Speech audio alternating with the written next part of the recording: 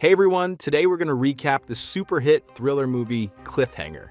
Please make sure to subscribe to the channel for more movies like this. Oh God! Gabe! No! The story opens on the peak of a mountain, where a couple finds themselves stranded. The guy's name is Hal, and his girlfriend is Sarah. Hal is a professional mountain rescuer, someone who saves people trapped in the mountains. But today, he's the one who needs saving. His knee pain has gotten so bad that he can't make it down on his own, so a rescue team has been sent up for him.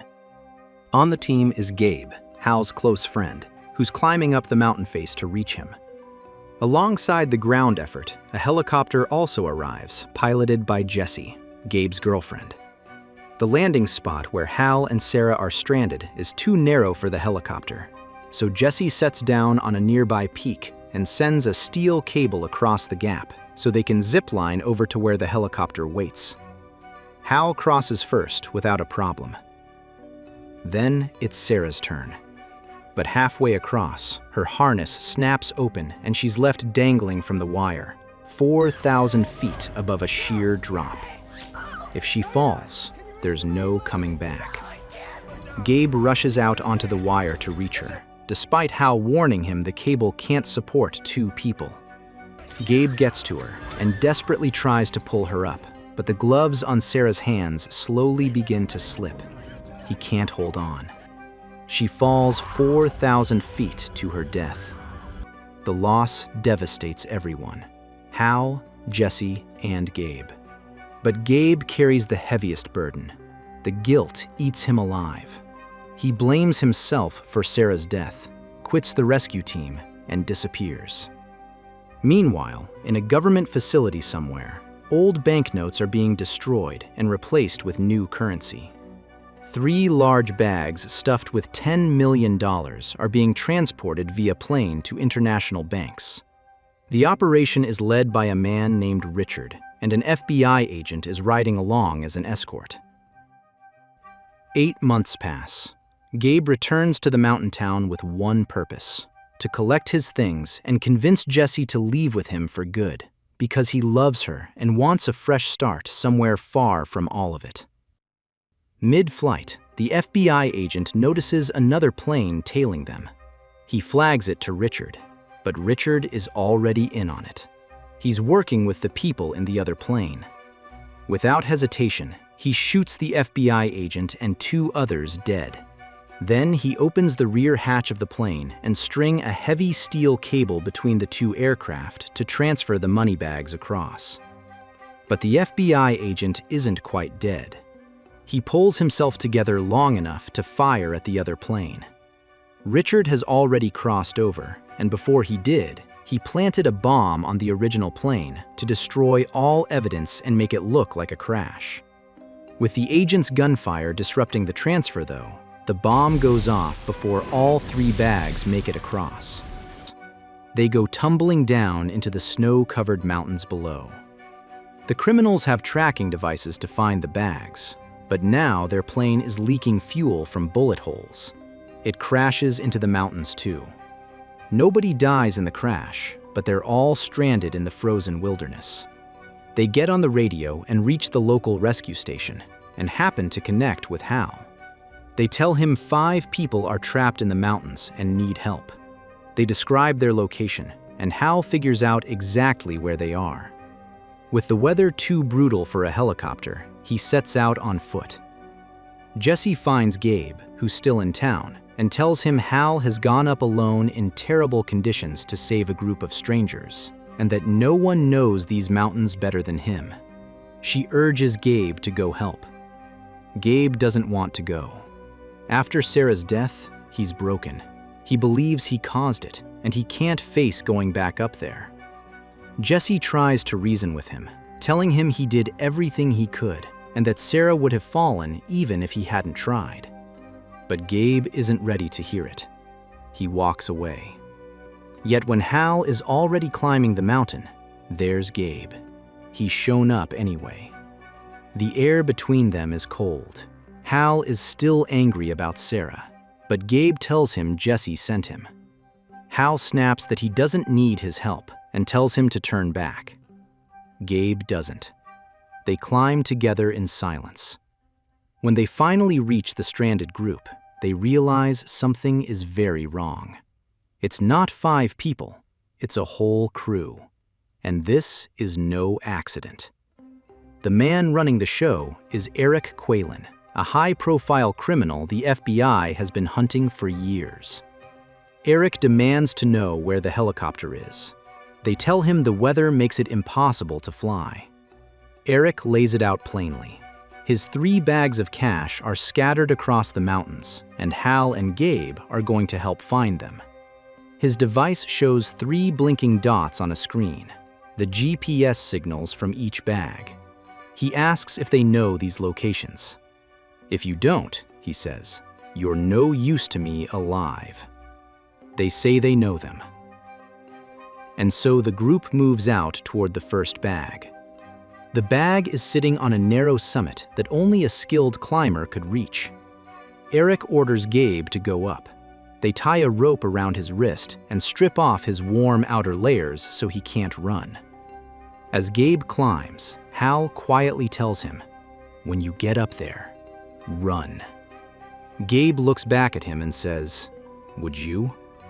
Gabe reaches the top and finds the bag, packed with cash, and he notices a small transmitter inside. Down below, Eric quietly orders his men, "Kill him when he comes down. We only need 1 of them." Hal hears this and shouts up a warning. Gabe cuts the rope before they can yank him off the face. Eric orders his men to open fire. The gunshots trigger a small avalanche, sending a cascade of snow and ice roaring down the slope. Gabe throws the bag off the top, watches cash explode into the wind, and manages to survive in the chaos. Eric watches the money swirl through the air and turns to Hal. "Your friend just bought himself a very expensive death," he says, assuming Gabe is gone. He's not. Meanwhile, Jesse keeps trying to reach Hal by radio. Eric forces him to answer and tell her it was a false alarm. Nobody here, going to wait out the storm and come down tomorrow. But something feels off to Jesse. The mountain Hal described doesn't match where he said he was going.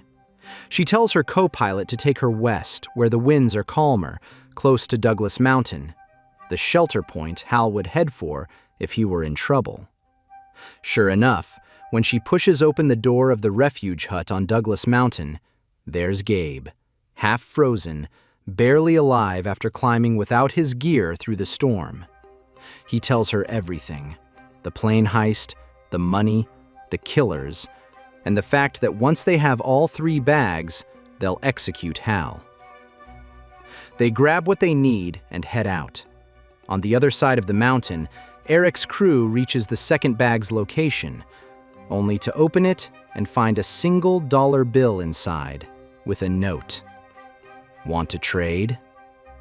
Eric realizes Gabe is alive and has the money. He sends men after him. But Gabe knows every rock and ridge of these mountains. One by one, he takes them out. He and Jesse hole up on a cliff ledge through the night, burning stacks of cash to stay warm, the only fuel they have. "That's the most expensive fire I've ever sat next to," Gabe says. The next morning, Hal is deliberately leading Eric's group the long way to the 3rd bag, stalling, because he knows once they get it, he's dead.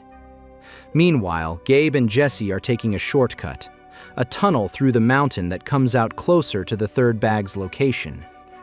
Eric figures this out and plants a timed bomb at the tunnel's exit, then pulls back. Gabe and Jesse have no idea.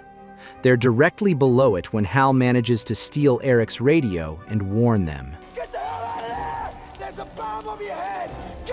They scramble to get out in time, swinging on a rope to reach a safe ledge, but the rope frays against the rock. Jessie loses her grip and starts to fall. Gabe catches her hand.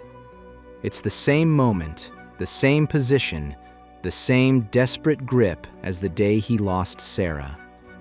But this time, With everything he has, he pulls her up. The bomb detonates above them. They're safe. Gabe tells Jesse to get down the mountain and bring help. He'll go for the third bag before Eric does, because if Eric gets it first, Hal is dead. As it happens, the clear morning weather has brought Jesse's co-pilot Frank back up in the helicopter. But when Eric's crew spots the incoming helicopter, they lay one of their own men on the ground, faking an injury. When Frank descends to help, he's taken at gunpoint. Before Hal can reach him, Frank is shot and killed, but not before he slips Hal a small folding knife while no one is watching. Now Eric has the helicopter.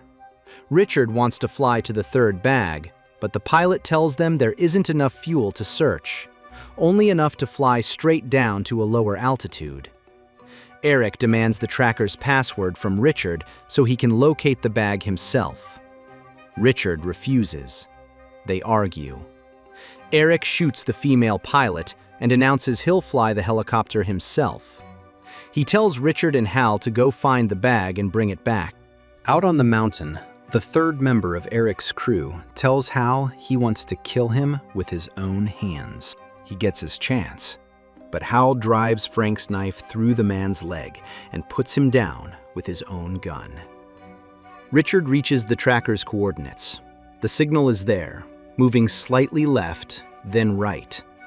He looks around, confused, until he spots a rabbit hopping through the snow with a small device strapped to its back. Gabe had taken all the money and tied the tracking device to the rabbit before disappearing. Richard gets on the radio to Eric, furious. "I was a fool to work with you. A couple of mountain climbers just beat us. They're gone, with all of it." The FBI team, monitoring radio frequencies, hears every word. Now they know exactly where everyone is and start moving in. Back on the mountain, Richard catches up to Gabe and opens fire. Gabe crashes through the ice into a freezing river below. Richard stands over him. "I win. You lose." He takes aim, but Gabe shoots him from underwater first. Richard is dead. When Gabe pulls himself out of the river, Hal is there. The two old friends stand together for a moment, the long silence between them finally broken. Then Eric's voice crackles over the radio. He has Jesse. He tells Gabe, if he wants her alive, bring the money to the highest peak in the range. Gabe goes. He arrives at the summit with the bags. Eric brings the helicopter in. Gabe insists Jesse be lowered down first. Eric agrees, lowers her on the steel cable, and then tells Gabe to toss the bags over. Gabe throws them, straight into the helicopter's rotors. Cash explodes into the mountain air like a blizzard. At the same moment, he hooks Jesse's descent cable onto the metal ladder bolted into the rock face, locking the helicopter in place. It can't move forward. It can't pull free. It slams into the rock and crashes.